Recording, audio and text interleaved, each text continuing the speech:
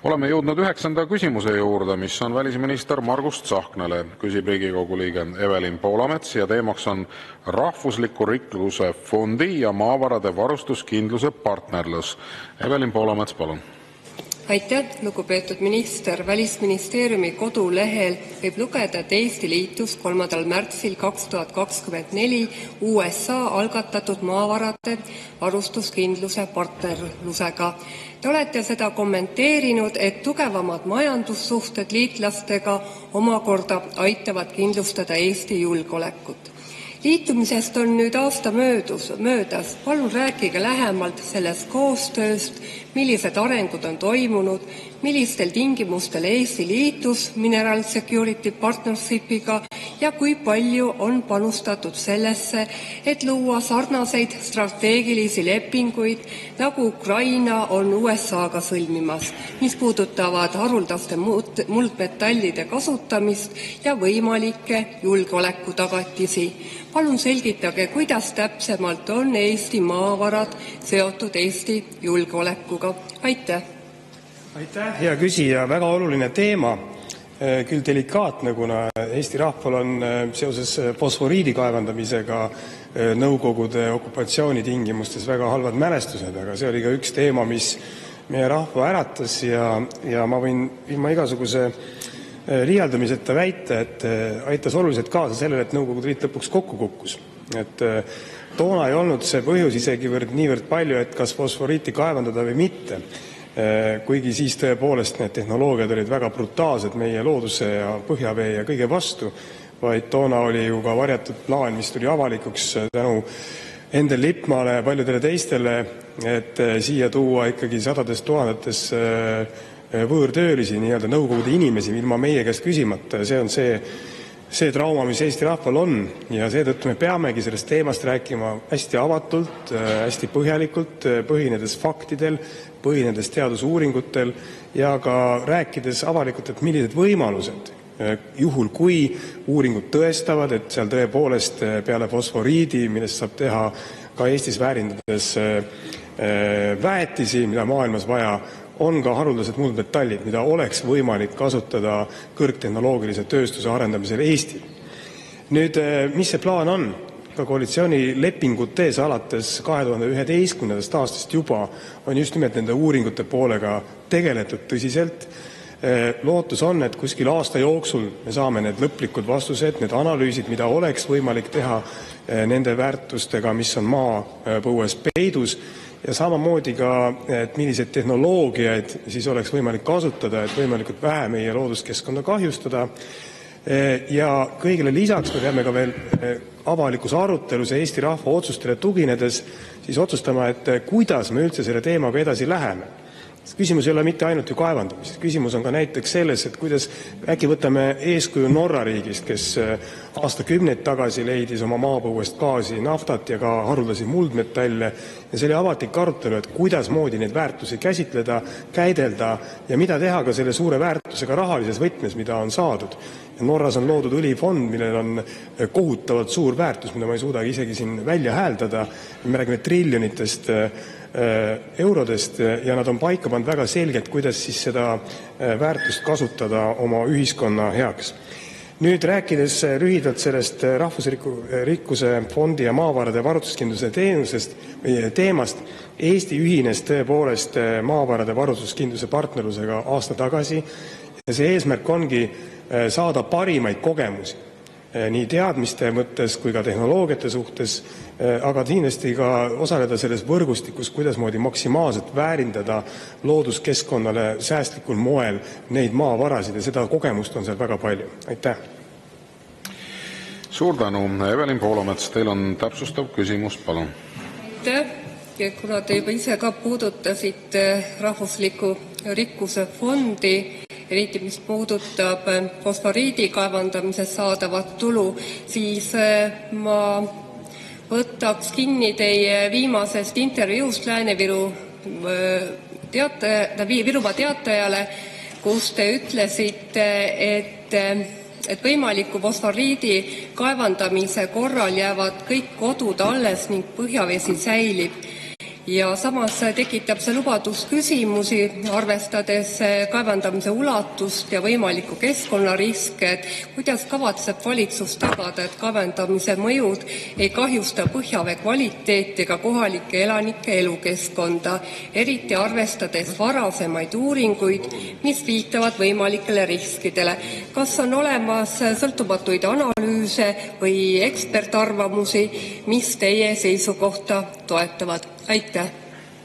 Aitäh! Vot sellist debatti ma just soovingi siin saalis ka, et kus me räägime asjadest ja ma olen väga tänulik küsijale selle teema tõstatamisest. Kõigepealt eelmise küsimuse lõpuks veel rääkides näiteks sellest samast õlifondist või Eesti puhul, mis iganes nimeks saab, rahvusliku rikkuse fond või mida iganes, et me peamegi avaliku debati alusel panema paika, et juhul kui on võimalik kaevandada ja Eesti rahvas otsustab, et me kaevandame neid haruldasi muldmetalle loodust säästvatel tehnoloogiat kasutades, mis me selle kõigega siis peale hakkame. Ja näiteks Norras seesama õlifond on niimoodi üles ehitatud, et see on rahvuslik kokkulepe, et mitte rohkem kui 3% aastas on võimalik tegelikult neid vahendeid kasutada. Et ei tekiks ka selline olukord, et kus omaenda majandus lüüakse uppi kiiresti saabunud rikkusega seoses. Või ei tekiks näiteks sellist kiusatust, et Norras, ma just käisin mõned päevad tagasi, eelmisel nädalal, ma küsisin, kuidas on võimalik, et teil on selline poliitkultuur, et mitte ükski erakond ei lähe valimistele lubadusega need triljonid eurod lihtsalt valimiste järgselt laiali jagada, nagu näiteks Eestis on toimunud pensioni teise sambaga, kus üks erakond on eest vedanud seda, et jagame rahvale kiiresti raha kätte ja kahjustades nende tulevikku. Et see heidab ka sellist kultuuri, sellist arusaamist, et kui on rikkust, siis tuleb seda targalt kasutada. Nüüd tulles selle küsimuse juurde tagasi, siis geoloogiateenistus ongi selle jaoks suuresti loodud ja selle aasta lõpuks, järgmise aasta alguseks tulevad nad ka välja siis oma lõplike uuringutega, et mis meil seal täpselt on, mida saab selle jaoks teha. Siis on see arutelu, et kas me liigume edasi, see on üldrahvalik, ma arvan, et siin saalis kindlasti peaks seda arutama. Ja juba eraldi on küsimus, et milliseid tehnoloogiaid kasutades me saame üldse need maavarad kasutusele võtta nõndamoodi, et loodus ei saaks kahjustada. Ja neid praktikaid on. Aga oleme ausad, kui midagi maapuust välja võtta, siis ega loodus puutumata ei jää. Nii et minu sõnumid on olnud, meil on vaja siia tööstust, meil on vaja siia, et me väärindaksime oma ressursse, olgu need mets, olgu see mis iganes meie käsutuses on. Me peame seda tegema targalt, me peame seda tegema niimoodi, et see on Eesti rahva otsus. Ja kui me räägime suurtest strateegilist investeeringut, et näiteks haruldaste muldmetallide tööstusse, siis see aitab ka vähendada läänemaailma sõltuvust Hiinast, mis on väga pakiline teema. Ja kindlasti aitab siia tuua ka selliseid strateegilisi investeeringuid, mis kindlasti suurendavad ka Eesti riigi julgeolekut laiemas perspektiivis. Ma ei pea absoluutselt silmas siin seda, et me ühele või teisele või kolmandale riigile lihtsalt oma maavarad niimoodi maha parsendaksime. See on absoluutselt välistatud. Tark peremehe käitumine oma varanduse üle on see, mis Eesti rahvast on iseloomustanud ja ma kutsun ka Riigikogu selliseks avatuks diskussiooniks. Aitäh! Aitäh! Ja lisaküsimus Martin Helme, palun. No aitäh! No probleem meil selles ju ongi, et meil ei ole tarka valitsust, meil ei ole riigimehelikku valitsust, meil ei ole ausat valitsust. Kui te võrdlete meid Norraga, kus oli õlifond, siis jaa, väga tore eeskuju, aga korruptiivne Eesti klikk, kes tegeleb 2,6 miljardi jagamisega tuulikumeestele ja kes parseldab maha meie maavarasid küsimata või arutamata midagi, ei tekita meis mingisugustki lootust, et me saame samamoodi hakkama nagu Norras. Nüüd selle maavarade teema on selles mõttes minu meelest puutub asjasse, ennem te siin ka hurjutasite, et ärme teeme välispoliitikast siis poliitilise vaidluse objekti. Kõik poliitikad peavad olema avatud demokraatlikus riigis vaieldavad. Alternatiive tohib alati ja peab saama alati pakkuda. Ja eriti olukorras, kus meil on valitsus, kelle välispoliitiline julgeolekupoliitiline joon on pankrotis. Teie olete oma joonega olnud pankrotti jõudnud. Ja see näide, mida te meile ennem tõitesite, et aga vaadake, ameeriklased taastasid meile sõjalise abi ja see on tõestus sellest, et meil ei ole kunagi olnud kindlamat NATO tagatist, see on ju tegelikult vastupidine näide. Mingil hetkel ilma Eesti avalikkuse teatamiseta kadus see sõjaline tugi või abi ära ja siis nüüd, kui see tagasi tuli mingisugusel põhjusel, siis on äkki kõik jälle hästi. Et tegelikult ju näitab see seda, et ei ole hästi, et garantiid ei tööta, et ei olnud kasu sellest, et me Malis sõdisime, ei olnud isegi kasu sellest, et me maavarasid neile lubasime. Et me ei tea, mis saab. Ja see on teie poliitilise liini tulemus olnud. Nüüd ma küsiks selle kohta, et meil on hästi palju näiteid sellest, kuidas valitseva kliki kõrged poliitikud, Marko Mihkelson või ka rahandusminister Ligi või ka te ise olete võtnud ikka väga kriitiliselt Trumpi administratsiooni hurjutada ja sellel on omad tagajärjed, et vahepeal kaob sõjaline abinäe ära.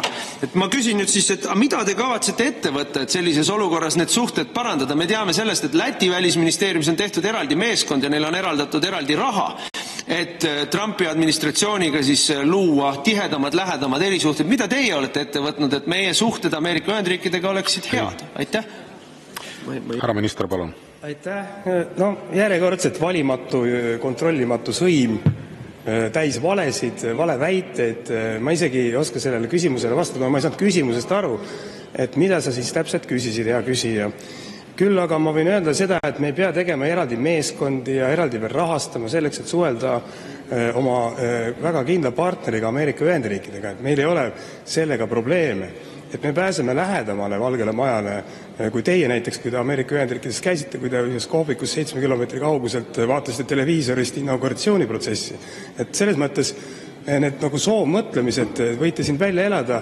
Eesti suhtleb läbi oma diplomaatiliste kanalite, läbi oma poliitikute Ameerika Ühendriikidega ja selle üle ei ole mõtet siin kuidagi mingisuguseid kaikaid kodaratesse visata. Nüüd, kui tulles tagasi sõjalise abi juurde, siis see on vastupidi väga märkimisväärne samm.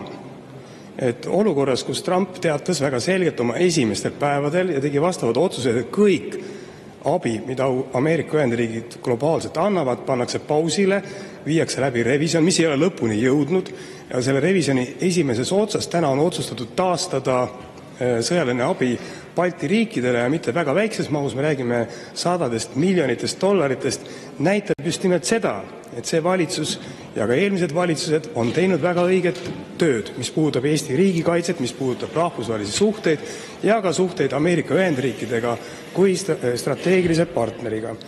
Ja ma ei tahagi väga palju kommenteerida teie seda mudaloopimist siin Eesti inimeste pihta, kes on aastakümneid teinud tööd Eesti riigikaitse tugevdamise jaoks, et mis on see mõõdupuu, kuidas mõõta erinevate valitsuste tulemust ja tulemuslikkust ongi see, et Eesti on täna vaba. Eesti on täna vaba, Eesti ei ole üksi enam, nii nagu me kunagi koos otsustasime. Meil on liitlased siin, me oleme ise võimekad, meie Pika-Hermanni tornis, siin samas lossis lehvib sinimust-valge lipp ja lehvib seal veel pikalt edasi, vaatamata teie ponnistustele. Nii et minu tänu veel kord kõigile poliitikutele, kõigile Eesti inimestele, ettevõtjatele, et jätkame seda tööd. Järgme laske meelest segada sellest muda ja pori loopimist, mida te kahjuks siin iga kolmapäev teete vähemalt. Või ka pühapäeviti kuskil raadios. Aitäh! Suur tänu, lugupeetud minister ja head kolleegid, et sellega on meie tänane infotund lõppenud. Ma tänan Riigikogu liikmeid, tänan kõiki kolleege. Mart Helme, ma kahjuks ei jõua võtta teie protseduurilist küsimust, ei jõua, sellepärast et me pean poole minuti pärast võtma juba panema kõlama saalikutsungi, sellepärast et täpselt kell 2 algab Riigikogu täiskogu istung, et seega, head kolleegid, suur tänu aktiivse osaluse eest tänases infotunnis ja me jätkame täpselt kell 2 algava Riigikogu täiskogu istungiga.